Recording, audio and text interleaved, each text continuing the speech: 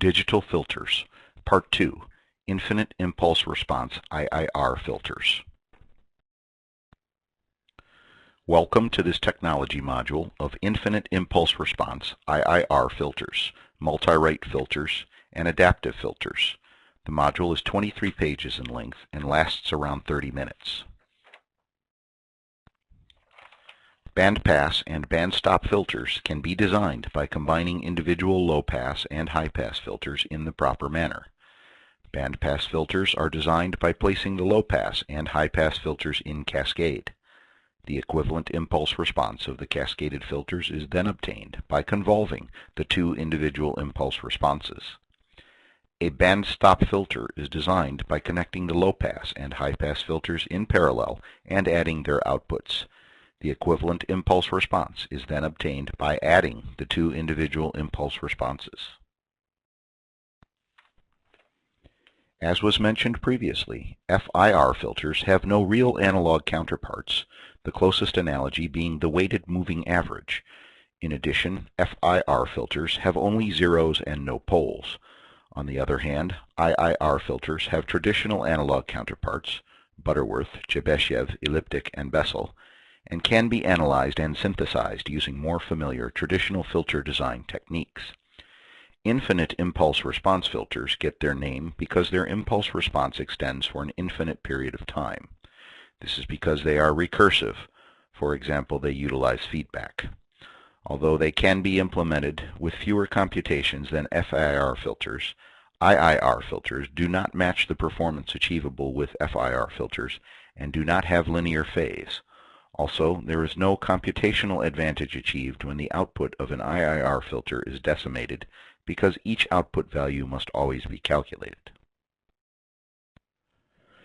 The basic IIR biquad is shown in the figure above.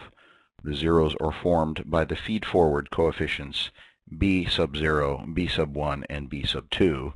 The poles are formed by the feedback coefficients A sub 1 and A sub 2.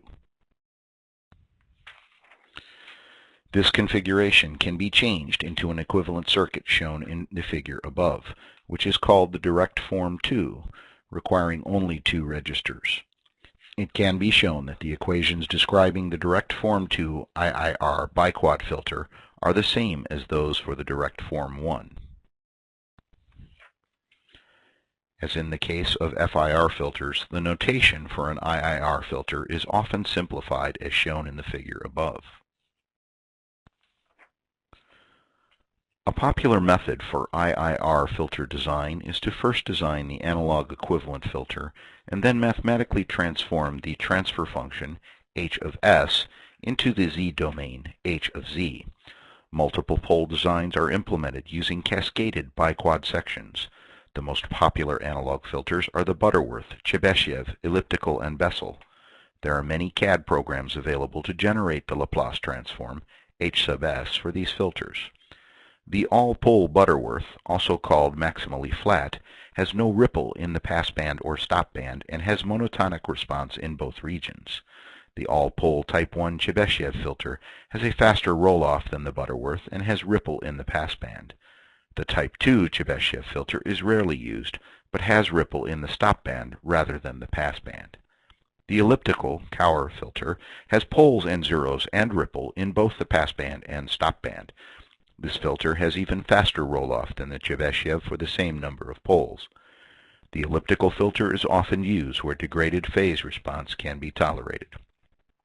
Finally, the Bessel-Thomson filter is an all-pole filter which is optimized for pulse response and linear phase but has the poorest roll-off of any of the types discussed for the same number of poles. All of the above types of analog filters are covered in the literature, and their Laplace transforms, h of s, are readily available, either from tables or CAD programs. There are 3 methods used to convert the Laplace transform into the z-transform: impulse invariant transformation, bilinear transformation, and the matched z-transform. The resulting z-transforms can be converted into the coefficients of the IIR biquad. These techniques are highly mathematically intensive and will not be discussed further. A CAD approach for IIR filter design is similar to the Parks-McClellan program used for FIR filters. This technique uses the Fletcher-Powell algorithm. In calculating the throughput time of a particular DSP IIR filter, one should examine the benchmark performance specification for a biquad filter section. For the ADSP-21XX family, 7 instruction cycles are required to execute a biquad filter output sample. For the ADSP-21819M, 75 MIPS DSP, this corresponds to 7 times 13.3 nanoseconds equals 93 nanoseconds, corresponding to a maximum possible sampling frequency of 10 MSPS.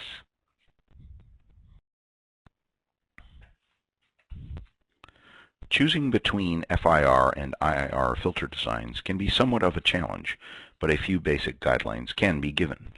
Typically, IIR filters are more efficient than FIR filters because they require less memory and fewer multiply accumulates are needed. IIR filters can be designed based upon previous experience with analog filter designs. IIR filters may exhibit instability problems, but this is much less likely to occur if higher-order filters are designed by cascading second-order systems. The concept of decimation is illustrated in the figure above. The top diagram shows the original signal, f of a, which is sampled at a frequency f of s. The corresponding frequency spectrum shows that the sampling frequency is much higher than required to preserve information contained in f of a. For example, f of a is oversampled. Notice that there is no information contained between the frequencies f of a and f of s to f of a. The bottom diagram shows the same signal where the sampling frequency has been reduced, decimated, by a factor of m. Notice that even though the sampling rate has been reduced, there is no aliasing and loss of information. Decimation by a larger factor than shown in the figure above will cause aliasing. Figure A shows how to decimate the output of an FIR filter. The filtered data, y of n, is stored in a data register which is clocked at the decimated frequency, f of s over m. This does not change the number of computations required of the digital filter. For example, it still must calculate each output sample, y of n. Figure B shows a method for increasing the computational efficiency of the FIR filter by a factor of m. The data from the delay registers are simply stored in n data registers which are clocked at the decimated frequency f of s over m. The FIR multiply accumulates now only have to be done every mth clock cycle. This increase in efficiency could be utilized by adding more taps to the FIR filter, doing other computations in the extra time, or using a slower DSP. The figure above shows the concept of interpolation. The original signal in figure A is sampled at a frequency f of s. In figure B, the sampling frequency has been increased by a factor of L, and zeros have been added to fill in the extra samples. The signal with added zeros is passed through an interpolation filter, which provides the extra data values. The frequency domain effects of interpolation are shown in the figure above. The original signal is sampled at a frequency f of s and is shown in figure A. The interpolated signal in figure B is sampled at a frequency L f of s. As an example of interpolation is a CD player DAC, where the CD data is generated at a frequency of 44.1 kHz. If this data is passed directly to a DAC, the frequency spectrum shown in figure A results, and the requirements on the anti-imaging filter, which precedes the DAC, are extremely stringent to overcome this. An oversampling interpolated DAC is normally used, and the spectrum shown in figure B results. Notice that the requirements on the analog anti-imaging filter are now easier to realize. This is important in maintaining relatively linear phase and also reducing the cost of the filter. The digital implementation of interpolation is shown in the figure above. The original signal, x of n, is first passed through a rate expander which increases the sampling frequency by a factor of L and inserts the extra zeros. The data then passes through an interpolation filter which smooths the data and interpolates between the original data points. The efficiency of this filter can be improved by using a filter algorithm which takes advantage of the fact that the zero-value input samples do not require multiply accumulates. Using a DSP which allows circular buffering and zero overhead looping also improves efficiency. Interpolators and decimators can be combined to perform fractional sample rate conversion as shown in the figure above. The input signal x of n is first interpolated by a factor of L and then decimated by a factor of m. The resulting output sample rate is L f of s over m. To maintain the maximum possible bandwidth in the intermediate signal, the interpolation must come before the decimation. Otherwise, some of the desired frequency content in the original signal would be filtered out by the decimator. Unlike analog filters, the characteristics of digital filters can easily be changed simply by modifying the filter coefficients. This makes digital filters attractive in communications applications such as adaptive equalization, echo cancellation, noise reduction, speech analysis and synthesis, etc. The basic concept of an adaptive filter is shown in the figure above. The objective is to filter the input signal, x of n, with an adaptive filter in such a manner that it matches the desired signal, d of n. The desired signal, d of n, is subtracted from the filtered signal, y of n, to generate an error signal.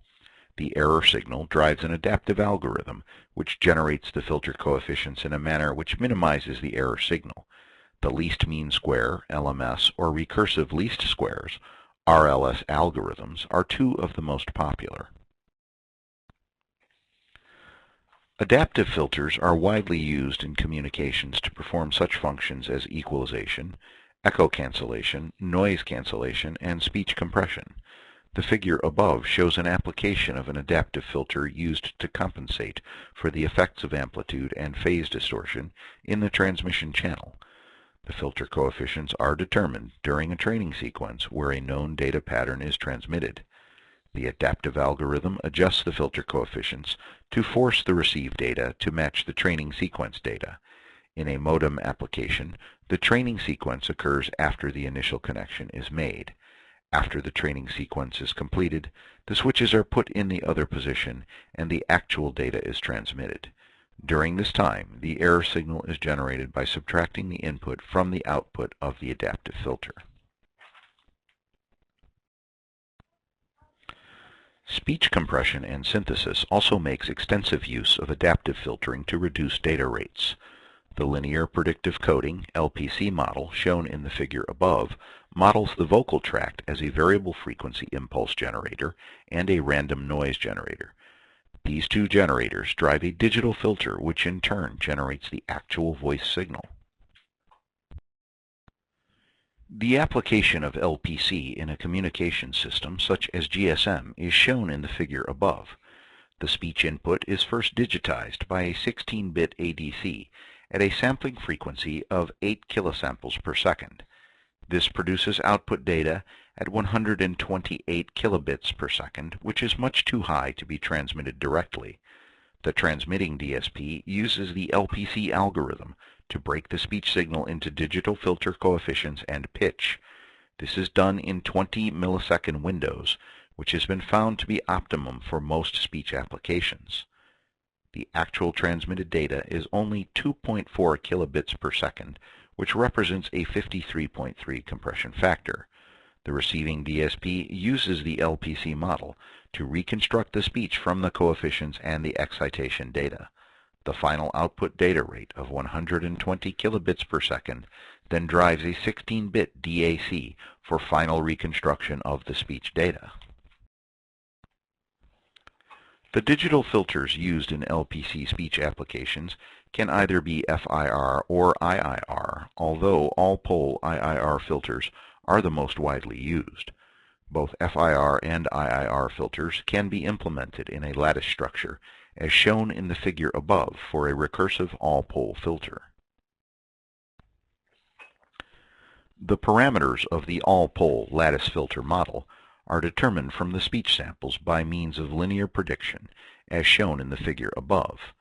Due to the non-stationary nature of speech signals, this model is applied to short segments of the speech signal.